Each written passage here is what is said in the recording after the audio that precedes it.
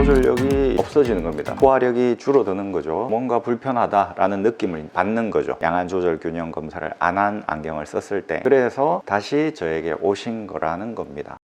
여러분 안녕하십니까, 아이구루입니다. 양안 조절 균형 검사를 반드시 해야 하는데 하지 않으면 어떻게 되느냐, 실제 사례가 있느냐 하실 수 있을 것 같아서 제가 실제 사례를 준비해야 되는데 하던 차 며칠 전에 마침 그런 분이 오셨습니다. 51세 되신 남성분이신데 17년 4월 달에 오시고 안 오셨어요. 안경을 가지고 오셨는데 안경테만 봐도 저희는 알죠. 제가 해드린 안경이 아니었습니다. 물론 이해합니다. 여기서도 한번 맞춰보고 싶은 생각이 드는 게 사람 마음이죠. 도수가 이랬습니다. 이게 수동 렌즈 미터고요. 현미경처럼 여기를 들여다보면서 계산을 하고 하는 겁니다. 이게 자동 렌즈 미터죠. 이 옆에 인쇄가 되어서 나온다는 것이죠. 안경을 여기에 대해서 하면은 자동으로 나옵니다. 자동 렌즈 미터로 찍은 값입니다. 자동 렌즈 미터로 찍어서 그 자리에서 보여줘야 이렇게 지금 되어 있구나 라고 할 텐데, 수동 렌즈 미터는 값을 이렇게 되어 있습니다 라고 말밖에 해줄 수 없잖아요. 그러면 그렇게 되어 있다고 하니 믿는 거지만 내가 눈으로 확인할 수는 없는 것이고, 이렇게 마음속으로 생각하실 수 있잖아요. 그래서 자동 렌즈 미터도 필요한 것이죠. 오른쪽이 575에 075지 않습니까? 150도입니다 17년도의 도수가 525에 165축이었습니다 제가 이번에 한 건데 525에 160축이죠 도수가 똑같은 거예요. 축만 165축이었다가 160축으로 5도 차이가 난 겁니다. 이건 거의 똑같은 거죠. 왼쪽은 근시 한도수는 더 나빠졌고 대신 난시가 한도수 빠진, 이것도 거의 차이가 없는 거다. 5년 전이기 때문에 축은 정확히 일치한, 5년 전에도 내가 검사를 잘 했구나 라는 생각이 들었죠. 이럴 때 기분이 좋다고 말씀드렸지 않습니까? 검사의 반복성이 확보되는 것이기 때문에 내가 정점에 도달했다 라는 그런 생각을 하게 하는 것이죠. 그런데 다른 곳에서 해온 안경은 575에 075잖아요 근시가 두 도수 더 5년 전하고 이번에 검사한 거하고 동일한데, 이것은 미루어 짐작한데 불필요하게 더 들어갔다라는 것입니다. 그것을 뒷받침해 주는 것이 이분이 눈이 불편했다 그렇게 말씀하시더라고요. 왼쪽도 450에 125죠 왼쪽도 한도수 높다. 이분은 오른쪽이 주안이었습니다. 주안이 더 조절을 한다는 걸 알 수 있는 것이죠. 꼭 그런 건 아닙니다. 그렇지만 주안이 주로 일을 많이 하기 때문에 주안이 좀 더 조절 균형 검사를 했을 때 도수를 빼줘야 되는 경우가 많이 있습니다. 제가 검사한 것은 주안과 비주안 도수 차이가 4단계 났는데 다른 곳에서 하신 거는 5단계 차이가 나는 거죠. 전체적으로 한도수, 2도수 더 넣은 양안 조절 균형 검사를 하지 않으면 이런 현상이 벌어지는 겁니다. 나이를 감안하면 상당히 높은 근시죠.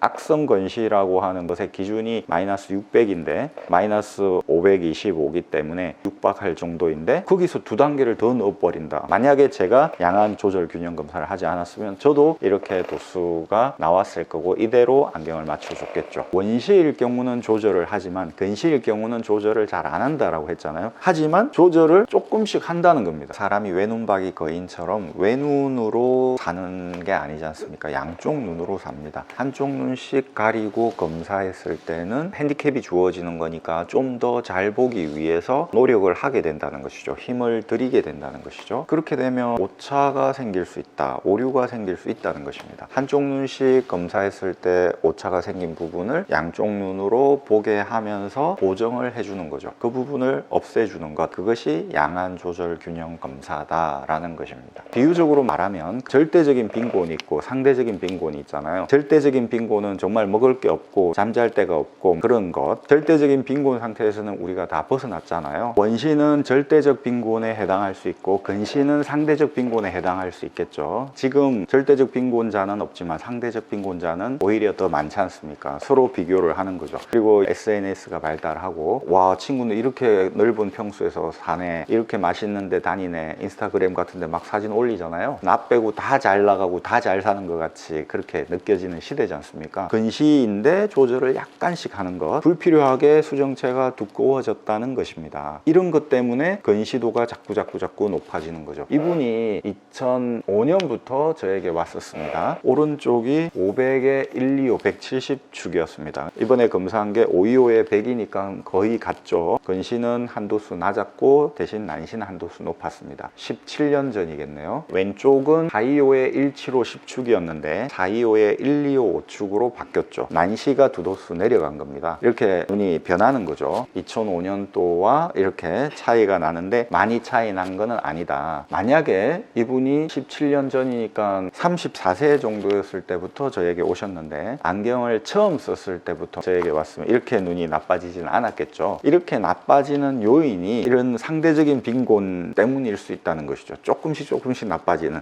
양안 조절 균형 검사를 했으면 이 아주 미세한 틈을 메꿀 수 있었을 건데 이 빈틈을 메꾸지 못하니까 조금씩 나빠져 가지고 5디옵터 그리고 4디옵터 정도 되는 눈이 되었을 수 있다는 것입니다. 근시도 아주 미세하게 조절을 할 수 있다. 근시인데 조절을 한다는 건 역설적인 거죠. 원시인데 조절을 한다는 것은 이해를 할 만하지만, 그래서 근시인데 조절을 이렇게 역설적으로 조금씩 하는 이 상대적인 빈곤에 해당하는 이런 경우에 고도 근시가 되어 가는 경우가 많이 있습니다. 이분처럼 오류가 생겨서 내장 지방이 조금씩 쌓일 수 있다는 것이죠. 반 공기만 먹어도 되는데 꼭 한 공기씩을 먹어 가지고 지방이 축적이 된다. 탄수화물이 지방으로 전환되면서 내장 지방이 쌓인다라는 것입니다. 그런 식으로 근시도가 점점점 올라갔을 수 있다는 것이죠. 그런데 나이가 들면 소화력이 떨어지잖아요. 많이 못 먹습니다. 두 공기 이렇게 못 먹습니다. 젊었을 때는 고기만 먹었는데 나이 드니까 이제 나물을 찾게 되더라고요. 콩나물 막 먹고 시금치 나물 막 먹고 이럽니다. 젊었을 때는 고기만 찾고 밥도 두 공기씩 막 먹어도 아무 문제가 없어요. 왜냐하면 소화가 되니까. 하지만 활동량이 적으면 축적이 되는 거잖아요. 그래서 이제 배도 나오고 체중이 줄죠. 그걸 근육으로 돌리면 모르는데 그렇지 않으면 배 이렇게 나오고 그렇게 되는 겁니다. 그러면서 40대 뭐 50대 되면 배 이렇게 나오는 거 아니겠습니까? 이게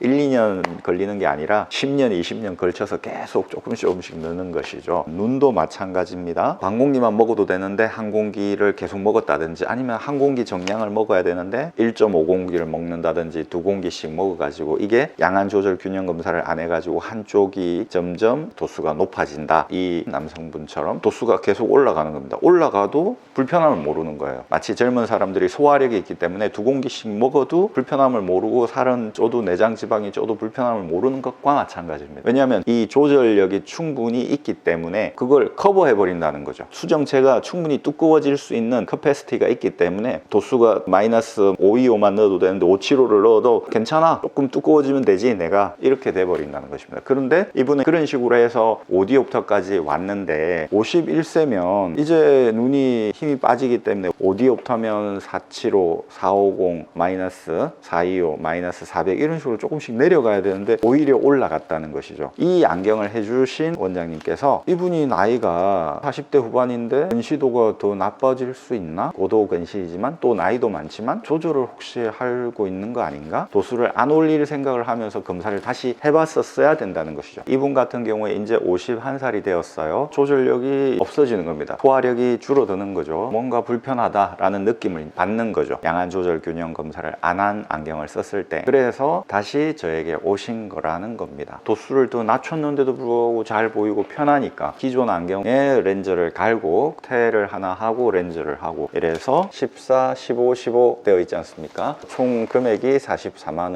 원인 겁니다. 그런데 43만 원에 해드렸죠. 왜냐하면 주굴사 두 개가 중복되는 것 같아서 저를 온전히 신뢰하기 때문에 그렇게 하신 거죠. 젊었을 때부터 소화력이 있으니까 그냥 막 먹은 거죠. 가랑비에 옷 젖는 줄 모르고 그러면서 도수가 올라가는 거. 아주 적은 한 도수 또 두 도수지만 그걸 정말 틀어막느냐 못 틀어막느냐에 따라서 도수가 자꾸 올라가느냐 아니면 유지가 되느냐라는 것을 나눈다는 것이죠. 어떤 검안사가 양안 조절 균형 검사를 해야 된다는 것을 발견했겠죠. 수십 년 평생을 검안사로 일을 하면서 아 이런 게 있다 라고 해서 세미나 같은 데서 발표를 했겠죠. 그게 저변으로 확산되고 있는 중이죠. 아직도 이걸 모르시는 분들도 많고 또 알아도 뭐 그렇게까지 할 필요가 있냐라고 하면서 실천을 안 하시는 분들도 많이 있습니다. 이런 과정들 프로세스를 다 거쳐서 안경을 만들어야 되는데 지난 영상들 중에 하나에서 무조건 걸러야 되는 안경은 영순이라는 영상이 있었지 않습니까? 그냥 ARK로 찍어서 대강 이렇게 해버리는 경우는 절대 안 되는 것이죠. 상상을 할 수가 없는 것이죠. 저희 입장에서는 양안 조절 균형 검사를 반드시 해야 되는 실제 사례를 보여드렸습니다. 이렇게 아주 섬세하게 델리킷하게 접근을 해야 됩니다. 시력 검사를 하기 위해서는.